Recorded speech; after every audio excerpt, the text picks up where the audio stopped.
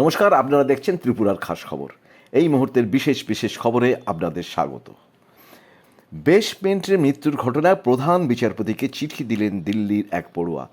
দিল্লির রাজেন্দ্রনগরের কোচিং সেন্টারে বেসমেন্টে বৃষ্টির জল ঢুকে 3 আইএএস পড়ুয়ার মৃত্যুর পর শহরে 13টি কোচিং সেন্টার সিল করা হয়েছে।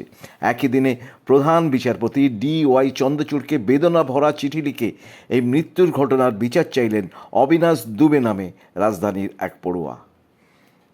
আসছি পরের খবরে। লোকসভায় রাহুল গান্ধীকে অধ্যক্ষ ওম বিড়লা বললেন, অসত্য বলবেন না।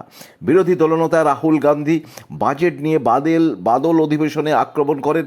বিক্ষোভকারী কৃষক প্রতিনিধিদের সদনে প্রবেশের অনুমতি দেওয়া হয়নি বলে অভিযোগ করেন। তখনই অধ্যক্ষ ওম বিড়লা গলা চড়িয়ে বলেন, অসত্য বলবেন না।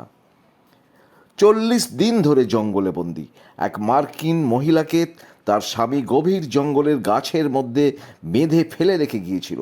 মৃত্যুর জন্য দিন গুনছিলেন, বাঁচার আশা প্রায় ছেড়েই দিয়েছিলেন। ঠিক সেই মুহূর্তে দেবদূতের মতো হাজির হয়ে এক পুলিশ ওই মার্কিন মহিলা ললিতা কাই কুমার এসকে উদ্ধার করে হাসপাতালে নিয়ে যান এবং জীবন দান করেন।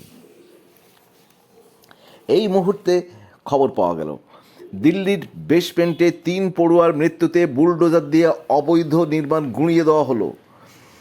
জল নিকাশির অব্যবস্থার কারণেই 3 পড়ুয়ার মৃত্যু হয়েছে জল ঢুকে। এবার ফুটপাত দখলমুক্ত করে নতুন করে জল নিকাশি ব্যবস্থা ঠিক করার কাজ শুরু হয়েছে। পরের খবর, 25 বছরের রেকর্ড ভাঙল শ্রীনগরে। জুলাই মাসে গরমে পুড়ছে শ্রীনগর। লুইয়ের কোপে স্কুল কলেজ বন্ধ করে দেওয়া হয়েছে। এবার খেলার খবর, অলিম্পিক্স।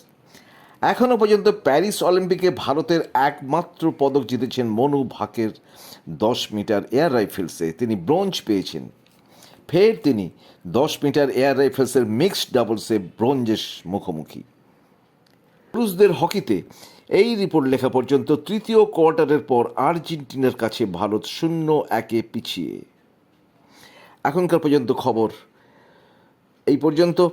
আমরা ফিরব পরের খবরে। সেই পর্যন্ত আপনারা সুস্থ থাকুন, ভালো থাকুন, আর আমাদের চ্যানেলে প্রথমবার এলে অবশ্যই সাবস্ক্রাইব করুন।